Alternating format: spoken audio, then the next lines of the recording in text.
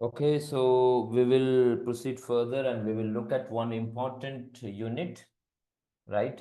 The term is, the unit is cultural studies. Okay, right? So it's a very short unit actually, right? As far as exams are concerned, you can expect some 5 to 6 MCQ questions and very easily, if the descriptives are there, you'd be able to write that too, right?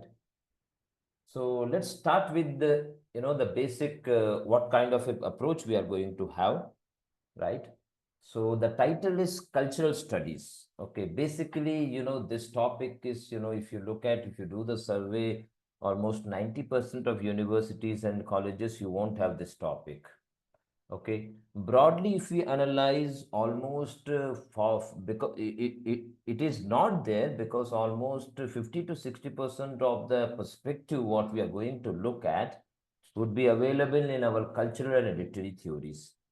But there are at least some 20 to 30% or 40% we can say, which are specifically on the modern perspective of culture studies, right? And there are some central universities where where there is a specific discipline, right? Even in India, of late, for the last 10 years, it has been introduced in many other universities too. So those who are new to the subject, to this particular unit, right? As you must be aware that it's a completely interdisciplinary one, right? So we will look at specifically those which emphasize has been given in the last you know that is those 20 to 30 percentage, and the remaining 50% I would say that it is the basically all the critical theories we looked at, the cultural theories which we looked at, the same perspective you are going to have it, right? So keeping that in mind, let's start with the basics of culture studies. What are the basic study, what the perspective they have, and how it differs from, in that sense, the traditional sociology where people study culture. Yeah, right. So before we dealt with those aspects, let's understand basically, right? So what is culture basically, right? Basically, I hope everyone knows that, right? It comes from the word cultura, which is basically mean to cultivate, right? And in traditionally it meant to honor or to protect someone's, any kind of a, ritual, etc., etc. But by 19th century, in Europe, it became habit, custom, taste, etc., etc. of upper class, right? Or what we call usually as the elite class, right? And we know that when we say that culture, invariably we think of our rituals, tradition, custom, etc., etc., right? But culture in cultural studies is a different perspective. Yeah. The core, most important idea, how it differs is that, in culture studies, it's all about the power relationship, right? So the first thing is that what kinds of modes are used for creating meaning and ideas? What kind of cultural modes in today's perspective, right? And whether what kind of a validity is given by the particular group, how the power relation works in these aspects, right? And who controls the narrative? Who decides that a particular culture is elite or a high culture, and sometimes non-elite culture, or the so-called culture and practices of the subaltern group are described basically like a useless, okay, or tasteless, okay, low, etc., etc., right? And what kind of a power struggle, that is the core of that perspective which we have to understand. And in that sense, culture studies include all such perspective, right? Not just the tradition, custom, and rituals and others. Today, today's use of technology, social media, the manifestation of social media, advertisement, films, ideologies, and many other aspect too, which we discussed about. that even in Marxist literary theories and post-structuralist and deconstructionist, right? But as a school, how it developed, in Birmingham, right, in the last 50 years, and specifically what are the aspects they looked at, that is the additional point we are going to look at, right? So it's an interdisciplinary studies. It looks at how the meaning and practices are produced, maintained, and transformed within a society. Got it? Based on the class, gender, ethnicity, and ideology, right? Basically, it originated in 1950s as a discipline to distinguish between high and low culture. Yeah, and when we talk about high and low culture, the question comes, whose perspective, who decides that? Got it? The so-called high culture or the so-called low culture and even the popular culture, right? And you can think of equivalent in Indian context, Tamil context also. I don't have to name. There are art forms, there are dance forms, there are music forms which are considered elite, right?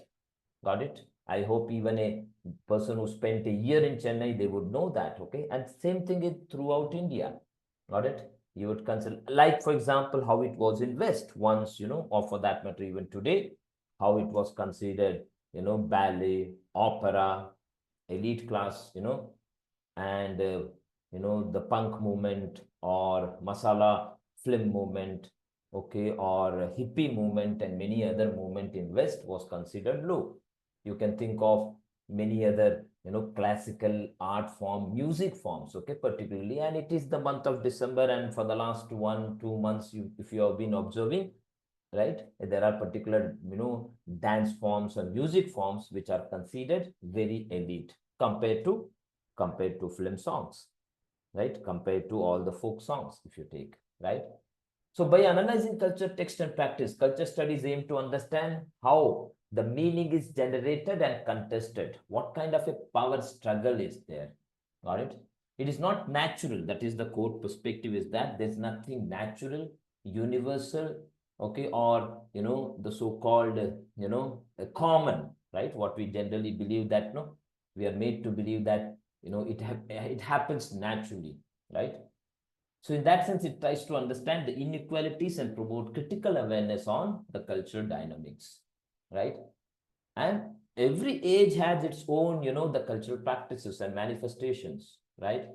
Okay, so whether it was newspaper ones or comics ones or novels ones or pulp fiction ones, today's you can take YouTube media, Instagram pages, WhatsApp, or the, selfies, okay, and, the short, the movies, advertisements, yeah, everything in that sense, right? So how culture is created, maintained, and shared and reproduced, yeah. So what is the power struggle perspective? How the structures of power in society influence this process, right? And the relationship between culture and power and social identities, such as ethnicity, race, gender, or based on sexuality, or disability, or class. You add class, caste, you add, many other subcaste and even other, other minor, classification in Indian context, you can add it, right? So culture studies is an interdisciplinary field. So it uses the perspective borrowed from subjects like anthropology, philosophy, history, psychology, right? Literary criticism, sociology, right, etc. Right? So basically, what is culture? So it's not surprising, many of us know that. So before we deal with the topic, let's understand. I think already explained to you in simple language, right? When we think about first, any kind of a culture, what comes to us in our mind, like food, music, religion, clothes, sports, language, social roots, etc. Right? Which is, these are the things which make up for life, okay, of a group or an individual, right? The most important thing to remember when talking about cultural studies is that culture is a process, meaning that never stays in one place. Okay, it always changes and develops and adapts, right? And we know that, okay, if we look at our own culture and practices, how it has evolved in the last, just take last 20-30 years, right? Many of these practices which we're not doing, Some 30 years ago, we started doing it, right? And beyond that, if you go and trace many of these origin of many of those practices, will be shell-shocked if you know their origin, right? Now, going back to culture studies as a discipline, and it started as a university course or started as a center, we have to remember, when it was, that is in short, the CCCS, right? It was started in Birmingham University Center for Contemporary Culture Studies in 1964. It was founded by Richard Hoggart, who was born in 1918 and died in 2014. Okay. So as an academic discipline, this is the beginning of culture studies, right?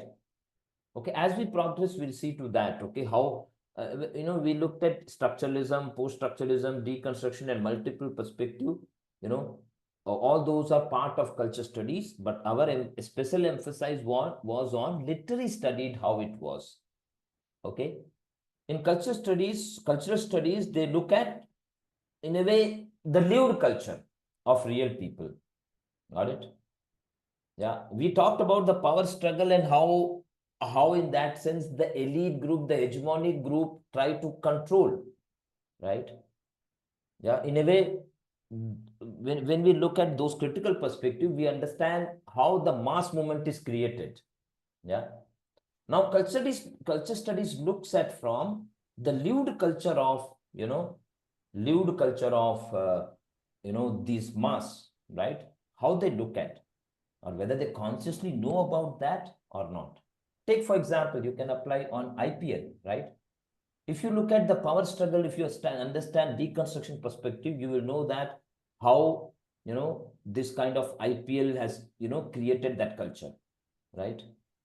If you look at very critically, but you might be the elite one, because the remaining 90%, they are the followers who are, whether they are aware about them, and most of the time they aren't, but invariably they fall into this trap as a crowd. Okay, if you look at this whole IPL as a movement, or a whole look at, within Chennai, imagine, Chennai Super Kings, look at the craze, look at, that perspective.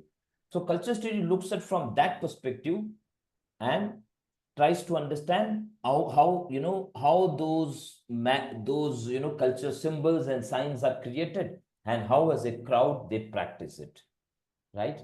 So in that sense, this discipline was different. Okay. So as a center, it was established in the famous university, please don't forget, as a memory question. Okay. Since then, the work was done at the centers acquired in, mythological status in the field, in the works of Richard Hoggart, yeah, the founder. And later it was really popularized and developed by Stuart Hall. Okay, so the iconic, he has been called as the, the superstar or the grandfather of, multiculturalism, right? Stuart Hall's contribution was the greatest one, right? And later, even E.P. Thompson, Raymond Williams, and others. Okay. So this was the center, right? It was actually closed. Okay. In 2002, the center was closed, but it was there till that time. Yeah. Till 2002. So Birmingham Center for Contemporary Culture Studies in 1964. The CCCS was a groundbreaking because it challenged the idea that only elite high culture was worth analyzing it, right? Scholars at CCS argued that low or popular culture of the mass media, that is, television, newspapers, today you can take all films, etc., such as TV and advertisement show, are also rich in meaning to be researched and explored, right? It's like analyzing the masala fictions, right? Bestsellers, not just the elite or the classic works, okay? So what is meant by high culture or low culture? The distinction between high and low culture has been dominant in academic until recently. We know that basically high culture is represent the art, literature, and music of the educated and upper class, right? Low culture represents the less educated masses, working class, their practices, their rituals, okay, their dance, drama, right? You can think of the parallel, equivalent in our own, context, okay? Every nation had that. Okay. So origins of culture studies, even before 1950s, we have to go back to 1920s and 30s, right? Okay, so the 1920s and, the beginning of the century, yeah, the moment actually people started looking at, the whole capitalism or the hegemonic power through the perspective of a culture, right? Around 1920s. Okay, so sociologists, philosophers, and critics, right?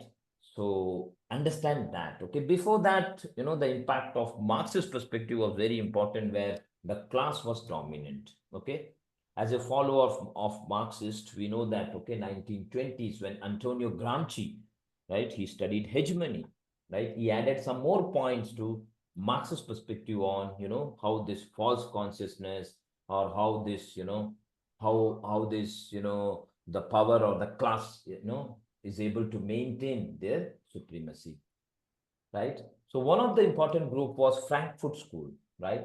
Frankfurt School of 1920s, right? It was in a German university. Got it? Okay. Those who applied, yeah, the three important thinkers, those who applied, they are, applied Marxist perspective to understand the culture of the elite, okay, the ruling class, how they are able to maintain their perspective, how they are able to maintain their ideology on the crowd, right? And how they are able to create the aspirations of theirs on the crowd by making it believe that it is everyone's. And this point is very relevant even today, right? Look at our own aspirations, our desires, our perspective of enjoyment, our perspective of elite, our perspective of cool. Everything is, actually we get it from the media, right? And media is controlled by the elite. Got it? So that beginning it happened in 1920s. So the important thinkers, please don't forget that Theodor Adorno, Max Horkheimer, and Herbert Marcuse, right? They played a very important role in understanding how in capitalist society this power is maintained. Okay, so how they use culture to keep that power level, right, among the mass, right? So this was their photograph, right? Theodor Adorno and Max Horkheimer. One of their most important work was Dialectic of Enlightenment. Okay, so don't forget that. It was written in 1944. It critiques the way that culture and ideology have been manipulated in modern capitalist society to promote conformity. Okay, conformity so that people can fall and, fall into their own trap, right? So after, the World War, right? Before that, if you go back in history proceeding before that, it was always a force, right? Through the military, through the army, through, through putting people in jail, or through, prosecution, right? But in 20th century, they're able to do that, right? Not through that. So the exploitation happens not through that, right? And neither the crowd realizes that, right? How this conformity, or how the elite or how the masses are made to fall in line, right? Their theory of culture study, what they popularly call as a culture as an industry, right? Don't forget this phrase, very famous one, culture industry. They called how the culture industry is promoted through films, music, radio, which are standardized and commodified, functioning to dull critical thinking and maintaining social control, right? Got it? And look at, if you are really, you are able to understand, look at the impact of films in, Indian society. Take last 50 years of Indian films. Many of the values about husband, wife, joint family, love, sex, romance, money, I can challenge and say that it was given by the film, right? We'll take one concept, right, about money. Got it? All the ideology we got it from, irrespective of the language, right? I have watched thousands of Hindi films also. I can say with that. They all promoted that. Yeah. Take the songs of the 1960s, 70s, 80s, right? Basically, what they did, poverty was glorified. A rich man, money, gold, everything is almost demonized. All right. And a middle class is promoted. They promoted this ideology by showing as if these are virtues, right? Got it? So in a way, the country lacked all these things. Country lacked job, country lacked technology, country lacked, money, gold, everything. Take India's 50s, 60s, 70s, 80s, 90s. This is the condition. Now, if you sow in this poverty and in this condition, if you don't glorify, what will happen? People will rebel. So if you don't want people to rebel, you glorify the poverty, right? Dialogues have been written like that. Okay, got it? Songs have been written where they say that, oh, don't run after the money. Look at, for the money she left me, right? Don't run after, gold, sona, chandi. Songs have been written. Yeah, money won't give you happiness. Yeah, and it was replaced by honor, truth, frugality, etc., etc. So the upper class almost, used all these songs, music, films, plays, etc., etc., to promote, almost work like a culture industry.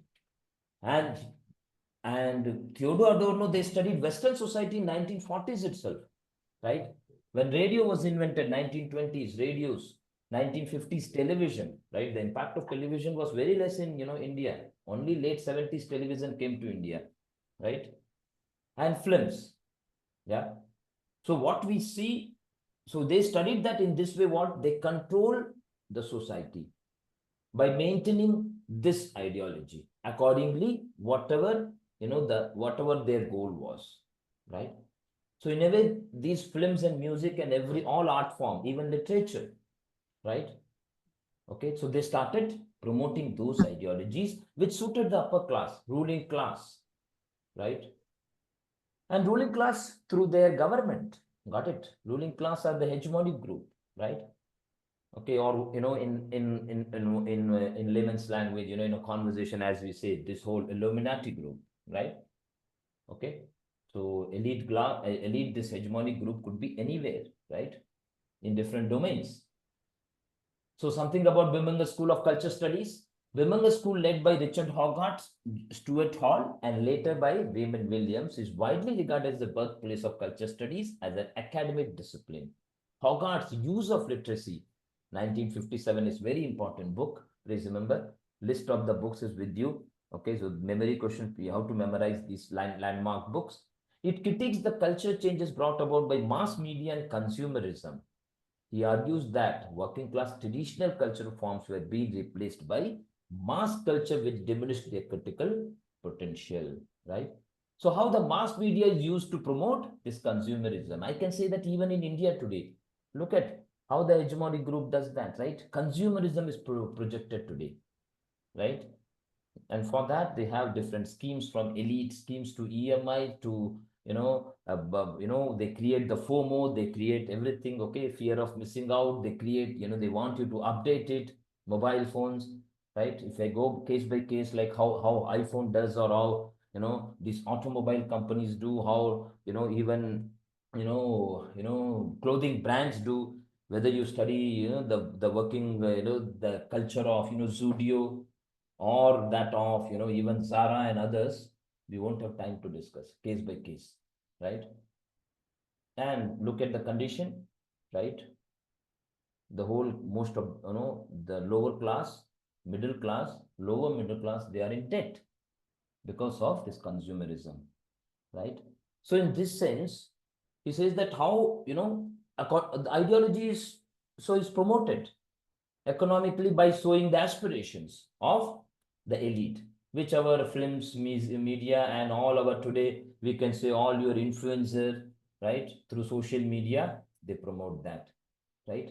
Sometimes overtly, sometimes covertly, right? So Stuart Hall, this is the photograph of Stuart Hall, right? And Richard Hoggart, right? Who was the founder, and later Stuart Hall actually made culture study very popular. Okay, something more about Stuart Hall. He was a Jamaican-born British Marxist sociologist, okay, culture theorist, and a political activist. Hall, along with Richard Hoggart and Raymond Williams, was one of the founding figures of school of thought that is now known as British Culture Studies, okay, at Birmingham School of Culture Studies. At Hoggart's invitation, he joined the Center for Contemporary Culture Studies, in 1964.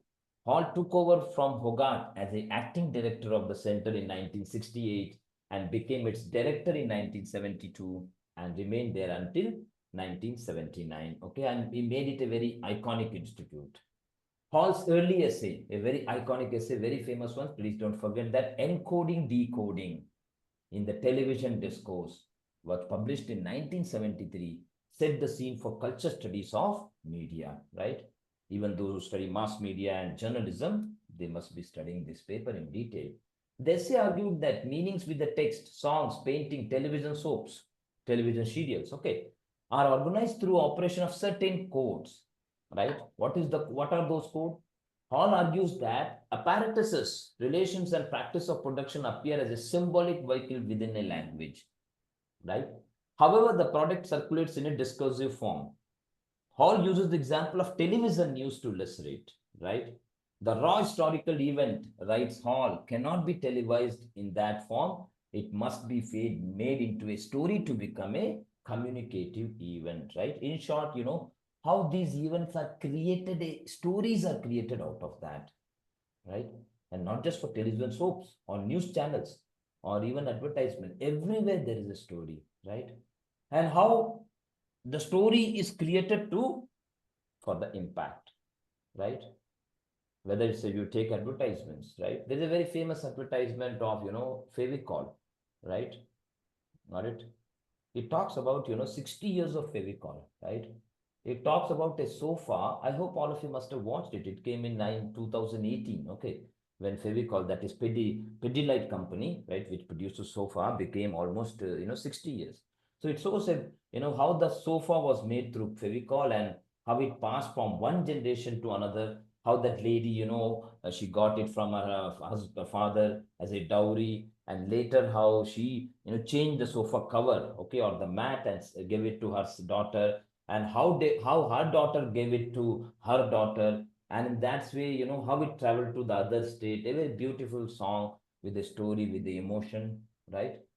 And finally end, it says that it has passed 4 generations, nothing happened to the sofa except the cover was changed.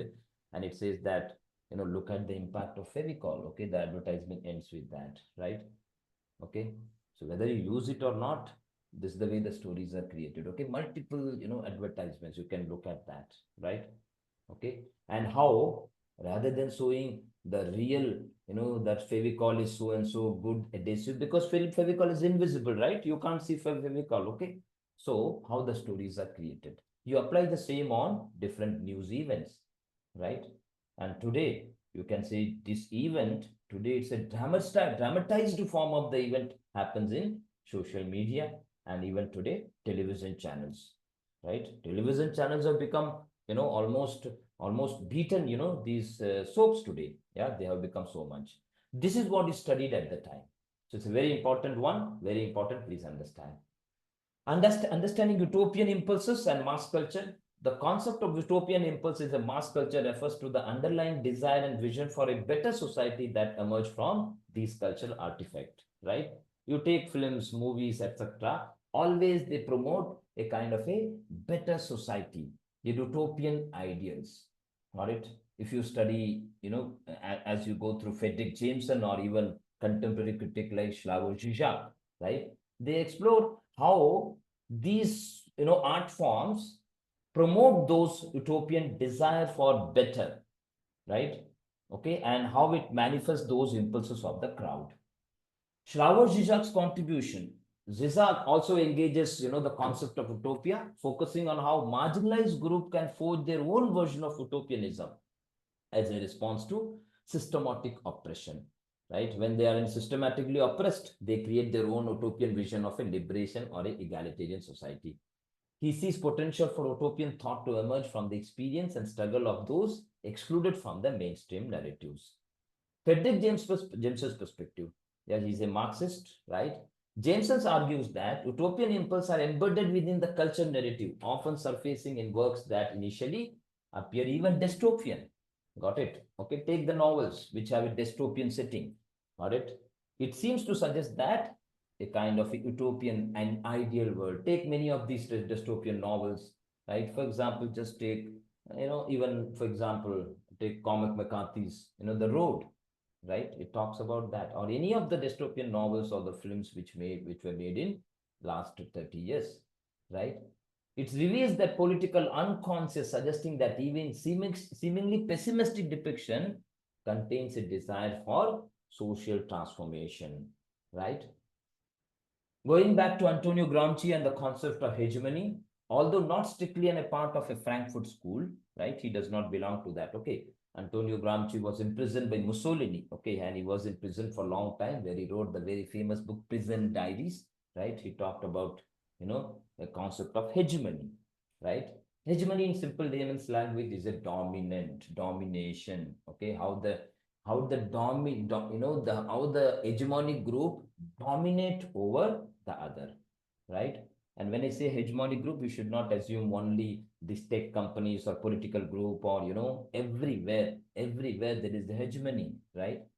So human nature, as far as today's understanding, we can say hegemony. There is the hegemonic, the perspective of everyone wants to dominate over the other, right? Okay, right? America wants to dominate, UN wants to dominate, Indian government wants to dominate, state government wants to dominate you. And you go back to basic level, the so-called village level. Culturally, these television institutions, okay, mass media, newspapers, advertisements, films, religious institutions, schools, colleges. Within family, you have parents, the so-called godfather of your family, the so-called community member, the head of the particular community group, religious group, these godfathers, right? Food wise, you'll find domination, right? Culture wise, ritual wise, sports wise, you know that which sports dominates in India, which sports dominate throughout the world, right? Okay, and takes celebrities, right? Everywhere you would find this, right? So he adds on a Marx perspective. Marx talked about that, the class is very important. Class wise, that the class wise, economically, the labor class would rebel against the ruling class. Marx predicted, right? But 1960s, 1970s, 1920s, when Russian Revolution happened, right? So it did not happen in industrialized country like England or France or Germany. It happened in an agrarian society country like Russia, 1917. Okay, the Russian one. Okay, and Gramsci adds that just class is not going to unite. Got it? In simple layman's language, it is assuming that you work in an organization. Okay, if you assume that in 20th century all workers would unite against the so-called the bourgeois, it is not correct, because you assume that all of us workers, we are wage earners, we are proletariat, we have a one goal, we have one perspective, we are going to unite. No. Antonio Gramsci says more than this class of this classification, something else, cultural unification. We can say people would unite based on their caste, their ethnic, their language, their color, their social, economic, and other other unification. Basically, you can play with these things more than economical one, right? And he says that economically, that all the labor class would unite, it's a misnomer. And in the last 100 years, it had shown that, right? You can divide people, okay, through religion and caste, we can say. Through culture, you take about this, right? So within the one group which had one, imagine, economically they were labor, imagine all 5 laborers. But if you bring the culture and religion and caste, you can dismantle that group, right? Or you can unite also and break them from the economic unity which they had, which they had, or as a ideology, right? So this is the new dimension Gramsci adds, right? So his concept of hegemony presented in his famous book, Prison Notebook, written between 1929 to 35. He was in prison, right? Argues that power is not just maintained through force. Okay, power is not just maintained through force. Force is not enough, but through the cultural consent of the governed, right? The whom you govern, and there is a culturally, a kind of a consent is generated, where it appears, it does not, it does not appear to the particular crowd that they are controlled and they are maintained, they are, they are ruled over, because it appears as if they themselves are consented to that particular practice, right? The classic example is, how Aadhaar card is used in India, right? Okay. So the law is very clear. No one is forcing you to Aadhaar card, right? Aadhaar is not forced on you. But if you don't get Aadhaar card, right, you won't get anything today. You won't be able to open bank account, neither mobile phone, nor gas, nor ration, nor, water bill, any, right? So to get that, you have to get Aadhaar card. But when you apply for the Aadhaar card, there are more than, 10 different clauses. They say that you are not forced. You are getting the Aadhaar card because you need it and you are allowing it. Yeah.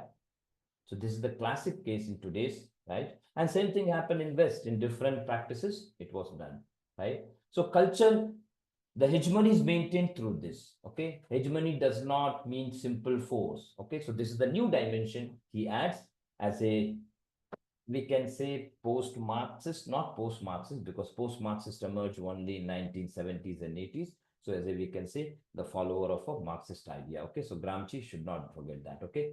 So Gramsci proposed that ruling class maintains power through the manipulation of cultural norms and values, shaping what is seen as a common sense, right? What is common sense? This idea later became a central pillar of cultural analysis with the discipline of culture studies, right? Okay, and as you told, you take all the art forms, right? It was, it was equivalent to like that, right? Take the example, just go back 200 years ago, novel was the same, right? Once during Elizabethan time, drama was the same, right? Because the ruling elite class, they wanted, they were able to create theater, and because of the booty of whole Western trade, right? And whole Elizabethan drama and Puritanic drama, the whole of, it flourished, Jacobean dramas, right?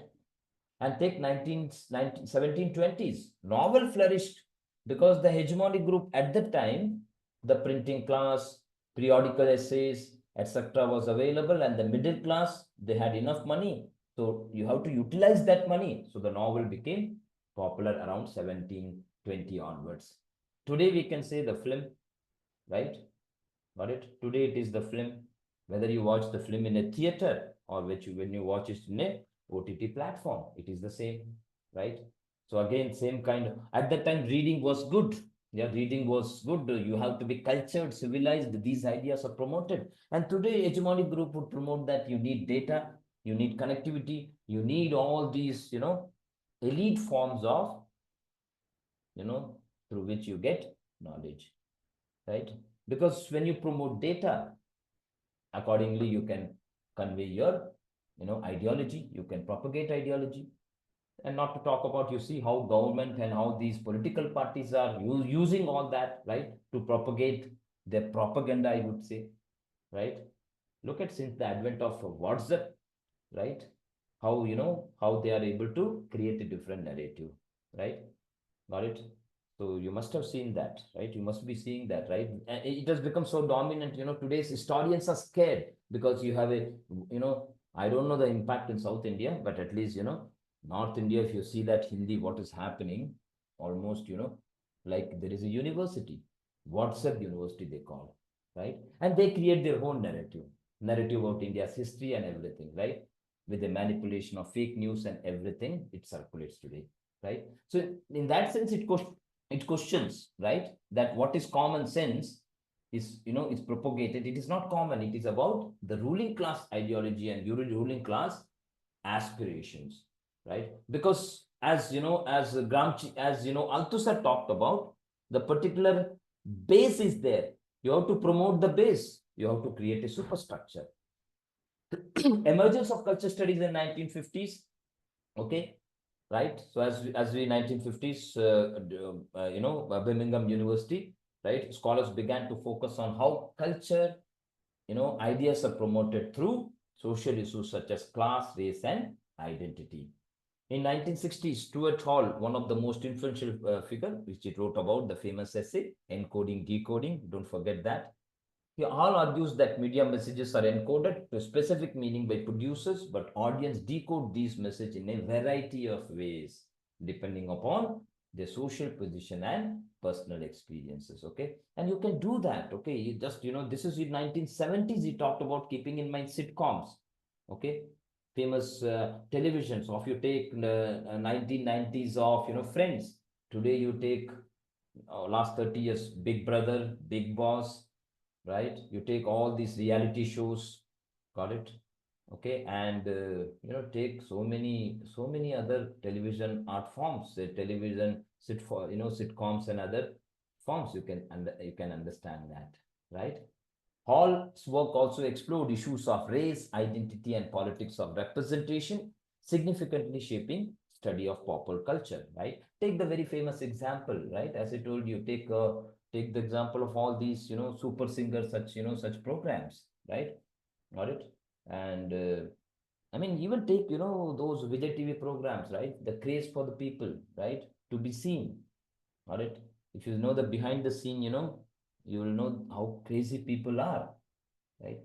Got it? So in this way, culture studies looks at who governs this narrative, whose culture is imposed, what kind of a power struggle happens, right? And how people, without knowing, their own, understanding or their aspirations, they fall into the trap of the ruling class, right? Their aspiration, their ideas, their definition of culture, their definition of whatever you can add it, okay? What we call cool or happiness or, enjoyment, right? You take it, we get it from there, right? Another important event which contributed to the development of this movement was New Left, okay? New Left movement, a broad range of left-wing activists in North America and Europe around 1960s, okay? So the most important radical movement was when in May 1968, okay, the protest led by students, okay, in France, yeah, was a very important one, which played a important role in the development of culture studies, okay, as a movement. And same time, you remember the same time in America, and the civil rights movement, okay, people started fighting for transgenders, homosexuals, lesbians, okay, right? Same time, invention of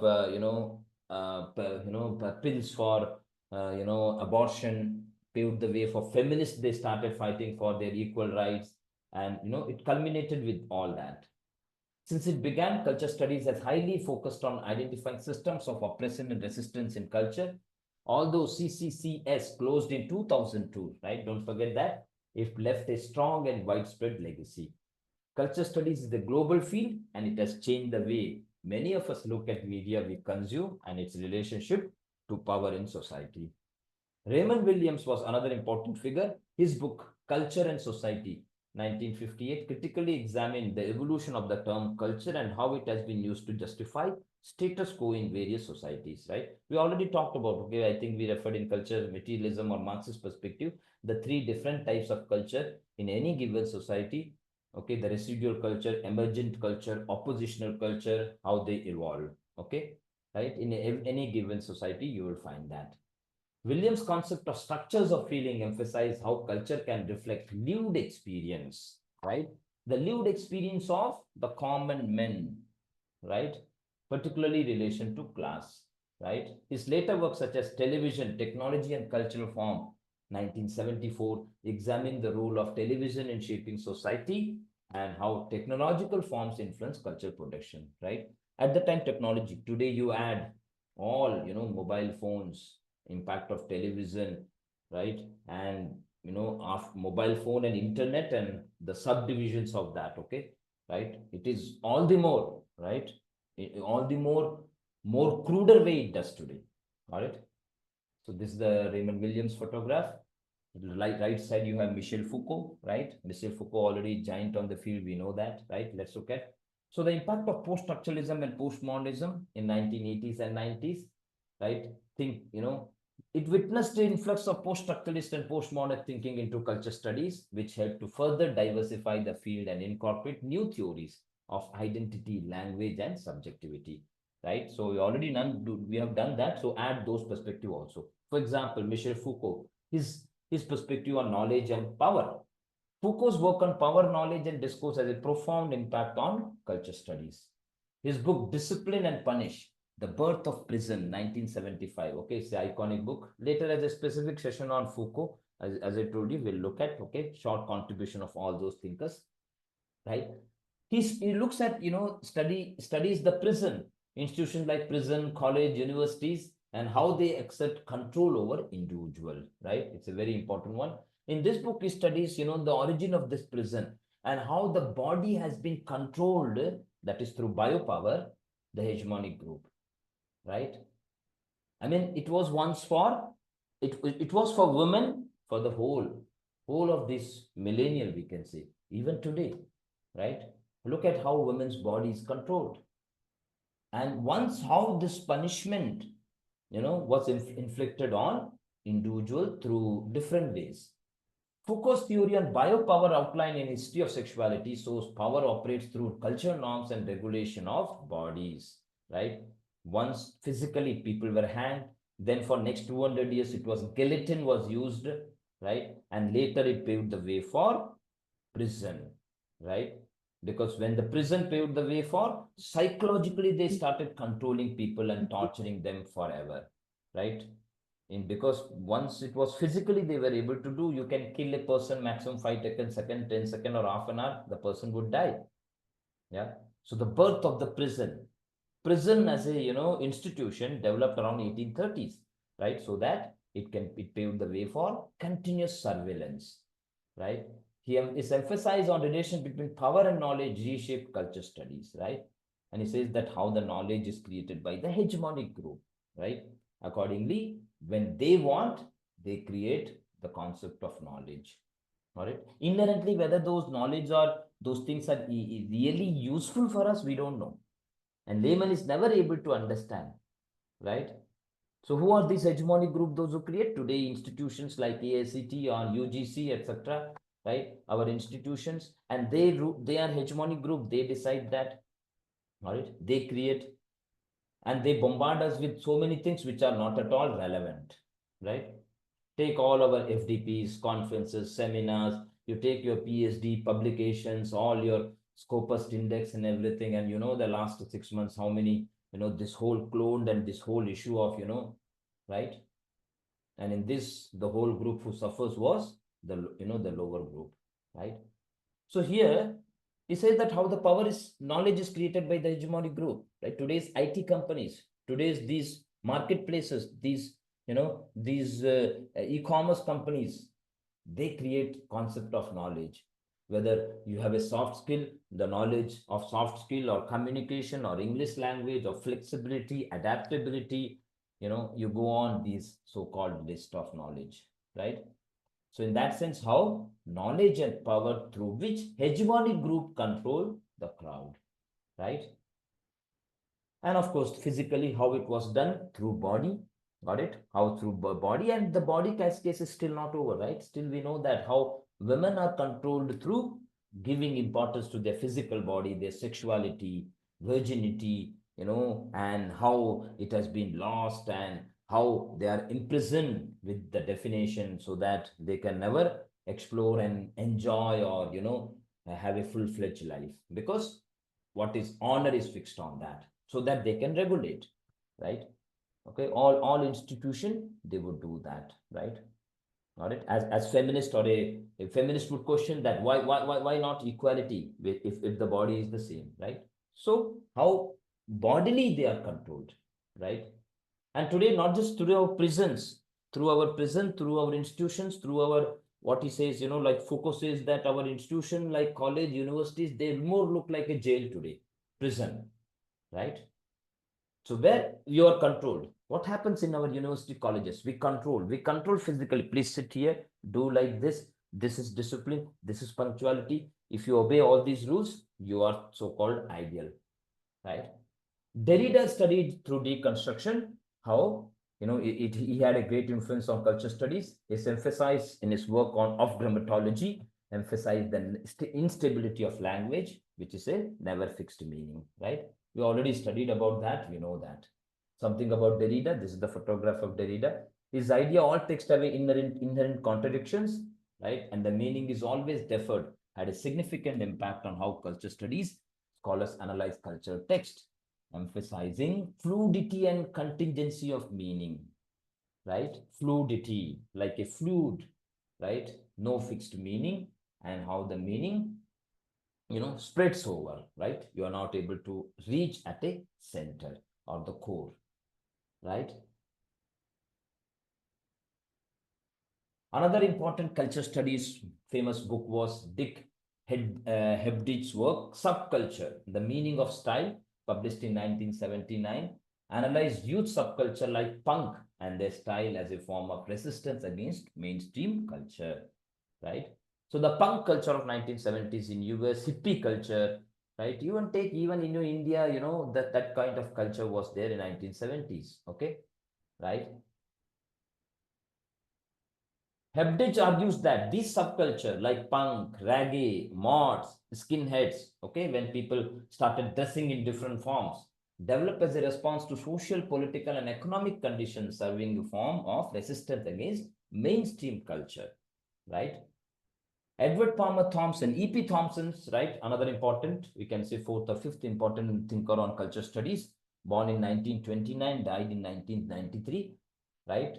He's best known for his groundbreaking historical analysis of radical movement during the late 19th and early 20th century. His famous book was The Making of English Working Class, right? Which studies the real people, okay, right? Not the narratives or the history created by the elite, but by really the working people, and he studied their culture and practices, yeah, and how the ideology spread, on them, right, through this hegemonic group. Every time there was a hegemony, right? Okay, as I told you, going back 200 years ago, the hegemonic groups were through newspapers, periodicals, church, and different institutions, right? Okay, novels, yeah. Elizabethan time, maybe the drama, right? Okay, but today you can take that, right? It might appear as if it has democratized, but at the end of the day, whether you consume the idea through a novel or a OTT platform or through mobile phone or through, the so-called ideas, as I told you, our aspirations, desires, every concept are done by the hegemonic group. His most important notable work, that is Making of the English Working Class, explored the lives and struggle of working class individuals in Britain from the late 18th century to 19th century. Through meticulous research, Thompson highlighted previously overlooked aspects of working class culture, including custom, rituals, and political activism. Okay, so this book studies how they practice, right? This book is considered as a foundational text in social history, right? In 1966, Thompson introduced the concept of history from below, right? Don't forget the phrase, which emphasized the importance of understanding history through experience, that is, perspective of ordinary people rather than focusing solely on elite. This approach significantly impacted the field of social history and became key development in global historiography, right? That is, studying through people from the below, right? History through the common people, not through, the elite class, right? This was, published in 1966 in Times Literary Supplement. Okay, right? He argued that understanding the motivation and grievances of ordinary people, such as their response to economic hardship, social injustice, political oppression, was crucial for comprehensive understanding of historical events, right? Post-colonial theories, right? Impact of that also, right? Important right thinkers like Edward Said, Homi K. Bhabha, they critique the Western cultural hegemony, right? And post-colonial studies, we studied that Said's, Orientalism, right? And how West has created the East as the other. Bhabha's concept of hybridity, right? In the location of culture, he examines how post-colonial identities are formed through intersection of culture, right? Okay, and how through the different stages from resistance to mimicry to and finally from acceptance to finally hybridity happens and paves the way for multiculturalism, where you don't even in the stage of hybridity we forget the origin, right? We forget the origin and our practices, and the culture become like that, right? Culture studies in 21st century. Culture studies continues to involve embracing new technologies, media, and global movement. Contemporary scholars have expanded on early theories incorporating globalized and digital media, social justice. And as I told you, if you to study today, you have to include all impact of all social media, right? And how it has, it has given in person, in hand, those instruments, right? Like, digitalization or through mobile phones and cameras, okay? And where they can, become part and parcel of the moment. Globalization and culture studies, yeah. With the rise of globalization, scholars such as Arjun Appadurai, as far as Indian context are concerned, or Manuel Castell have contributed to culture studies by examining the global flow of culture. Appadurai's Modernity at Large explores how global cultural exchange influence local identities and practice phenomena, what he calls scapes of globalization. Castell's work, The Rise of Network Society, 1996, focused on how internet, okay, remember that this was written in 1996, internet was in infancy at the time, okay, right? And in India, it was in infancy for another 10 years, okay. Focused on how internet and digital media transformed cultural production, societal relationship in a globalized world. Digital culture and new media. As the internet and digital technologies have become central to daily life, scholars such as Henry Jenkins have focused on impact of new media on culture. Jenkins' work, particularly Convergence Culture, written in 2006, looks at how digital media enables the blending of different forms of media and fosters participatory cultures where audiences actively engage with the content, right? As we can see today. His theories on participatory culture emphasize how media consumers are also creators, reshaping dynamics of culture production. Culture studies and social movement. Culture studies continue to intersect with social movement. Look at, the radical feminists like Bell Hooks or Judith Butler. Right? Bell Hooks' famous work, Ain't I a Woman, 1981, talked about that intersection of race, culture, and gender. Or Butler's work challenges the traditional notion of gender. Okay. And where she says that gender has to be challenged and gender is a performance. Okay. The performative nature of gender. However, culture studies is not what without its critics. Some argue that field is just too broad, leading to the being about everything and nothing at the same time. Literary critic Harold Bloom also said that culture studies focus on left-wing politics, limit the enjoyment of art and discussion on how, we can have about it. In culture studies, texts are more than just pieces of writing.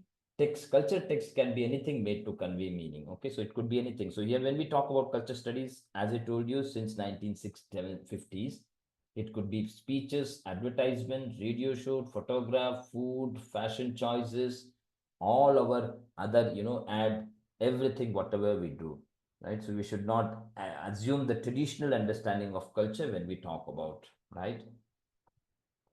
So using of sign theory, semiotics, okay? Semiotics, the study of language, its part and how it interpreted. So semiotics has been highly influential in culture studies, right? So culture and language are deeply interconnected and they both represent the world. Like language, culture uses sign to communicate certain meaning, right? For example, something used to represent sign. Okay, for example, the word tree is a sign that represents the idea of a tree, or tree can be in multiple ways. Okay, already we looked at Sasu's concept, or different emojis to represent feeling of happiness, right? In culture studies, the creation of sign is never-ending process and influences the way we perceive the world, right? Today, you can add many other forms of, impact of that through all technology. Because of this, culture studies theories say meaning is never fixed. It is constructed and always it changes. This process is influenced by many factors, okay, as cultural materialists also talk about. Culture materialist already, we looked at, please remember that, okay, as a movement that also, in a way it has impacted, okay. Contribution of Raymond Williams, don't forget, right? Culture materialism is that culture texts are produced like any other consumer item, such as television or cosmetics. Their product don't come out of nowhere.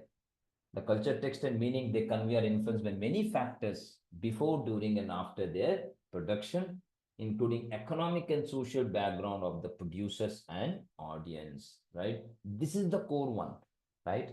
Of who controls it, the economic conditions of the particular the hegemonic group who controls and, does that, and for which audience. Cultural materialism is rooted strongly in Marxist perspective.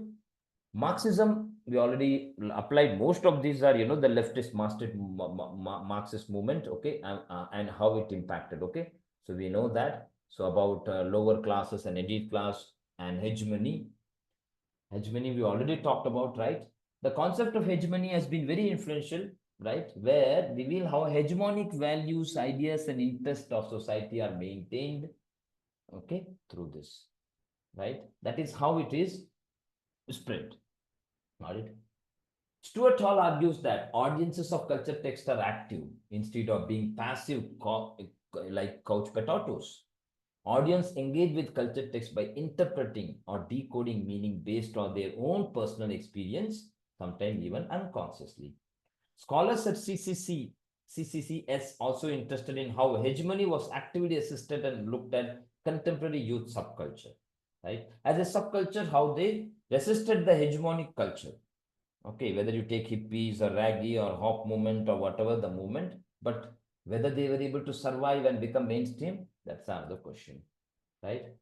And how this culture, ideas are spread through different intermediaries, right? Intermediaries, which Puri Broderick talked about, are those that mediate between the production of culture and the event. That is, event one side and the consumer in between. We can say very basically examples like marketing, advertising groups, right? Social media today, we can say all those influencers, celebrities, etc., etc., they work as a intermediary. So culture intermediaries are those that employ the, using advertising or fashion business to create no such thing, right? Today, that influencers are there, right? They sell those products like commodities, got it? Right? And we all know that, right? And most of the time, whether those influencers with themselves use that product, that itself is in question. Mass media constitute a public space. They generate debate, influence opinion, and create market. They may or they may not be controlled by state. Often they are controlled by large corporations that generate enormous profit. Okay, so we know that, okay, all these, you take the best group, right? All these media group today, all these film groups, right? Okay, you take, the latest recent merger of, Z with, this Reliance Ambani, right? So they control majority, and look at our own South India's Sun TV group. So in mass media, that newspapers, that films, we know that the hegemonic group, right? They all create, and how, how they propagate their particular ideology. Culture studies of media begins with the assumption that media culture, or here we are speaking about wide range of media, right? From print to internet, and the sub-internet is one aspect, okay? The so-called traditional website.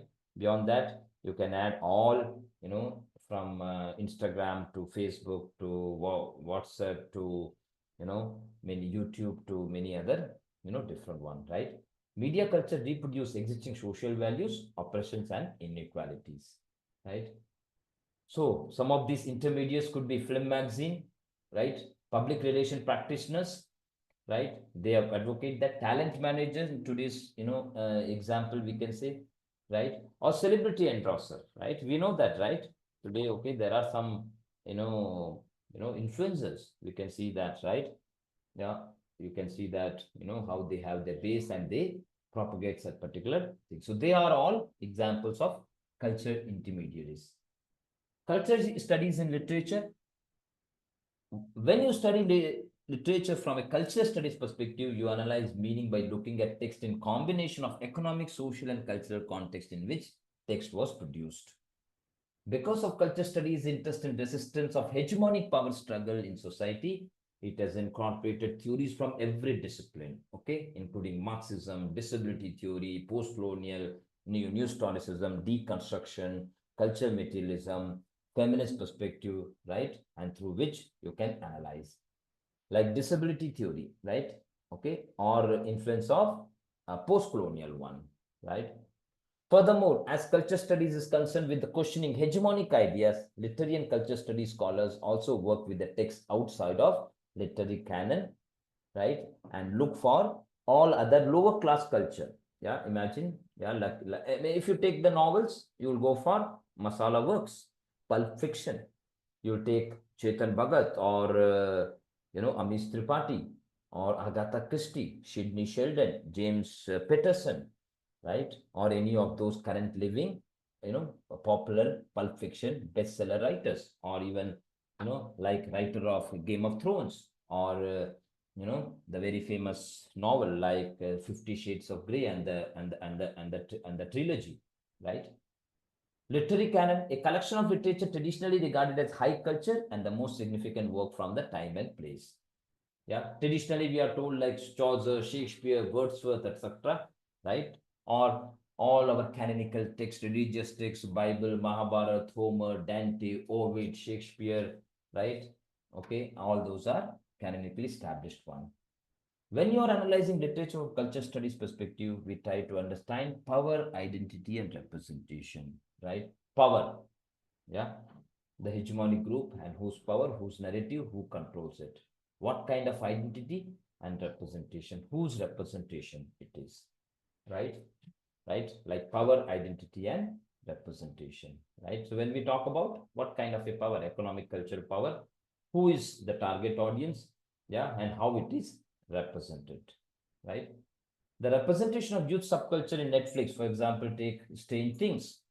Here is a key points to you can understand, right? Strange Things was produced by Netflix, and this is one example, right? And today you take last 20 years, last 10 years, so many other series have come, right?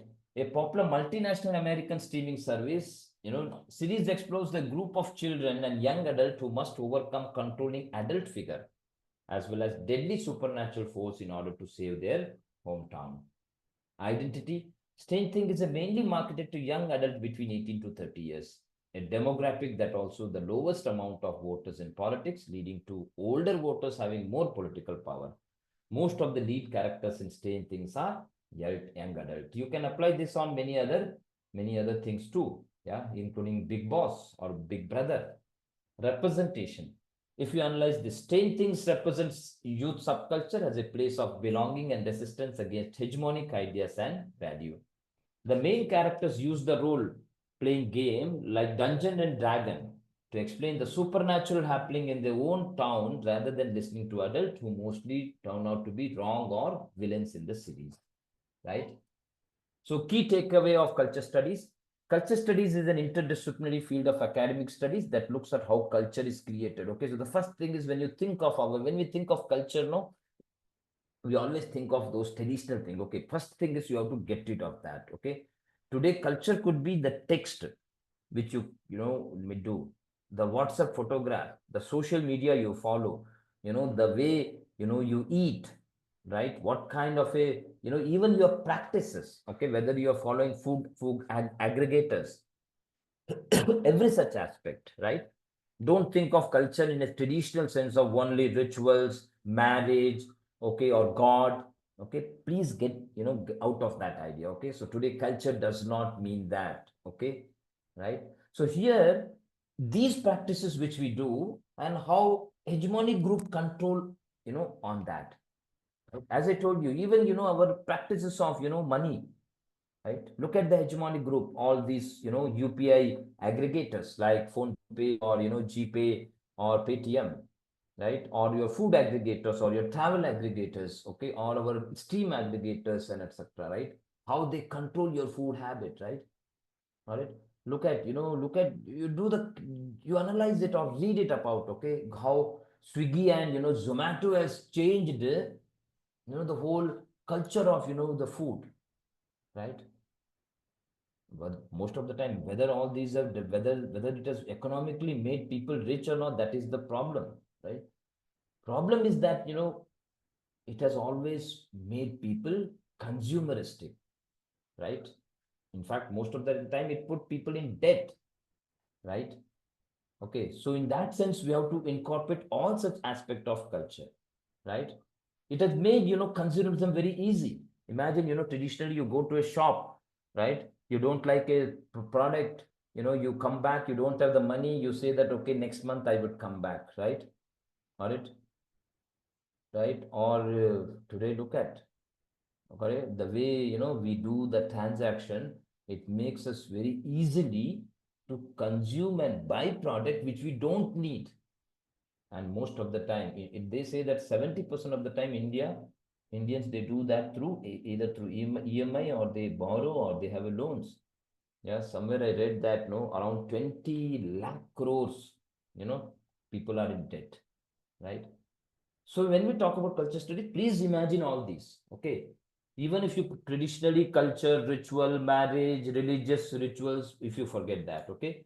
So it's a culture is a way of life, and how the power struggle in that.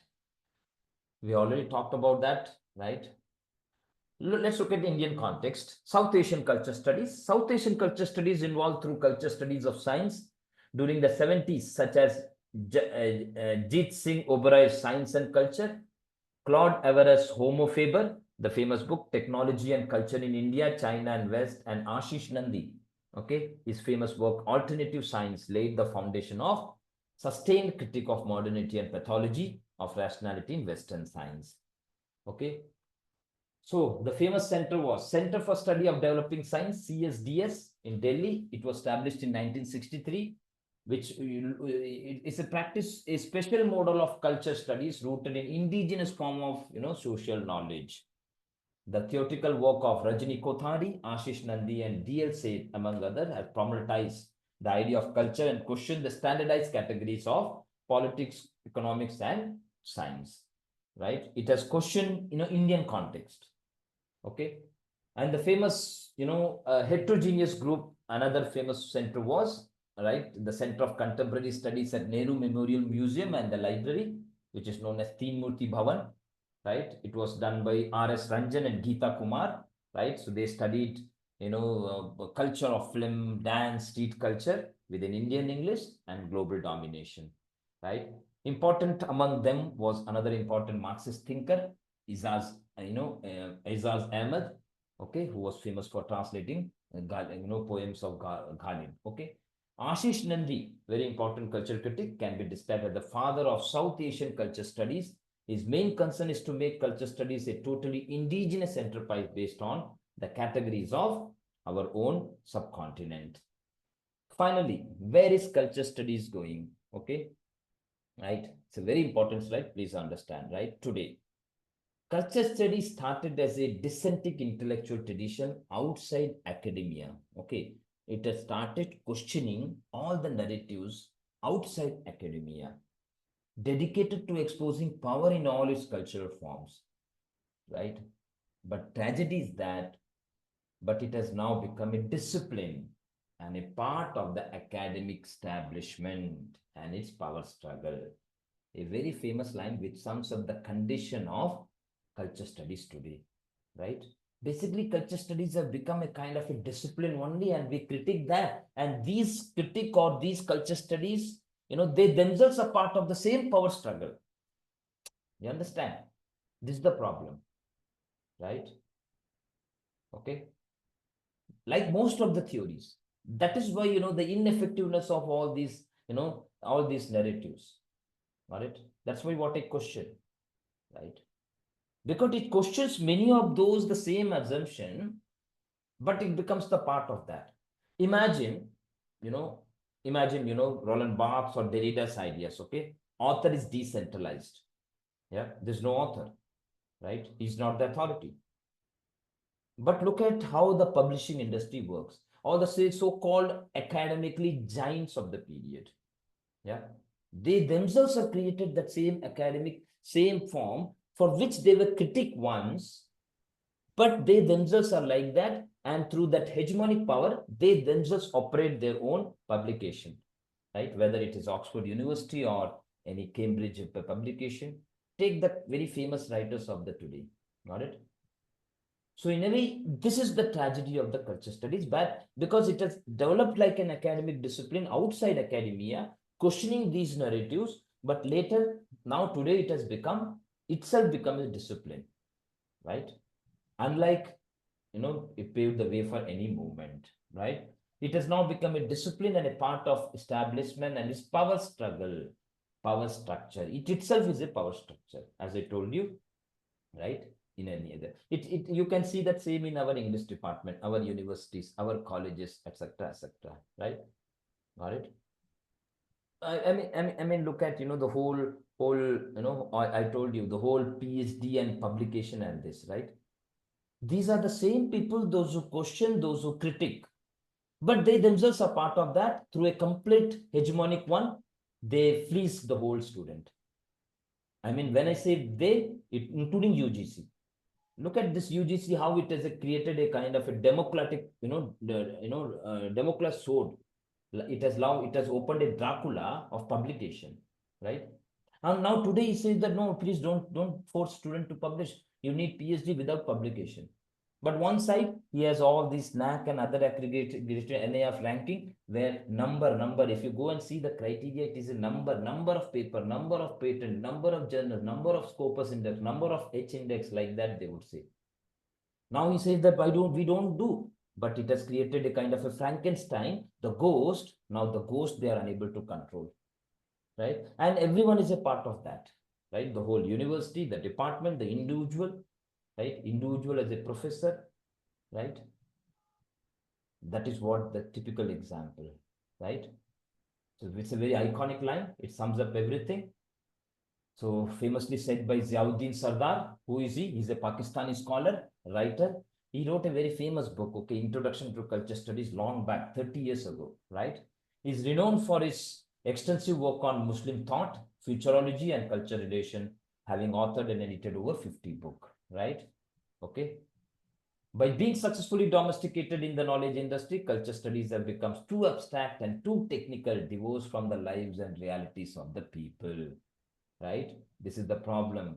It has become abstract, technical, divorced from the real life and their people, which you are supposed to empower, on whose developed, on whose behalf it talked about all the strategies and resistance and survival. This is the tragedy of this, right? As I told you about this whole PhD, etc., you apply this on the academic discipline, you apply this on BA or MA as a course, you apply this on every other discipline, you come to the same conclusion, right? So this is the tragic scenario, right? So this is all about, and I mean, again, look at this whole narration of research, etc. The elite group, those who sit there, those who run these journals, publications, their ideology, they make money, and these ideas are promoted. Okay, so that's all about that. You have any doubts, any question, clarification?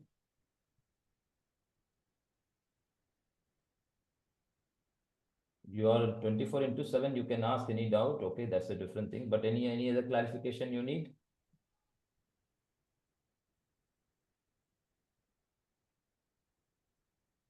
Okay.